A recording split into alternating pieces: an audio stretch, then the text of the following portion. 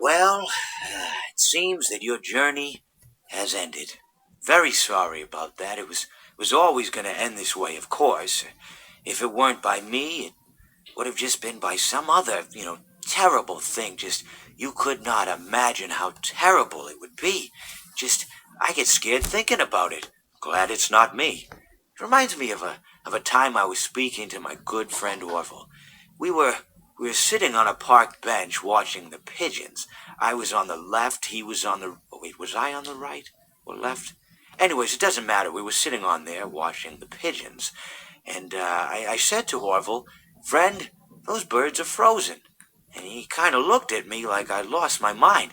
But I reminded him that it was winter, and often birds will sit in a tree until they freeze. Then they sort of fall to the ground until the sun warms up and they can, move around again. So I said to Orville, "You might as well save those breadcrumbs until the birds thaw, because they can't very well enjoy them in the condition they're in." To which he asked what I meant, and asking what condition the crumbs should be in before he threw them to the birds, assuming that I meant the birds couldn't enjoy the breadcrumbs in the condition that the crumbs were in, when in fact I had meant the birds could not enjoy them in the condition that the birds were in, considering that the birds were frozen.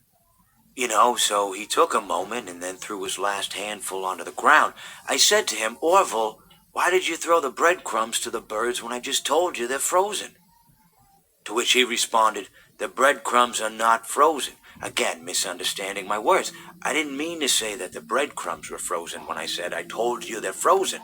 I'd been referring to the birds.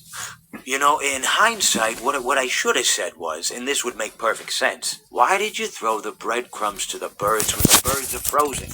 He misunderstood upon my correction, stating that he didn't know what else to do with the breadcrumbs, and that perhaps, when the birds thawed, they'd still be able to eat the crumbs. So I said to Orville, and this is what I said to him, I said, "Orville, the birds may be dead."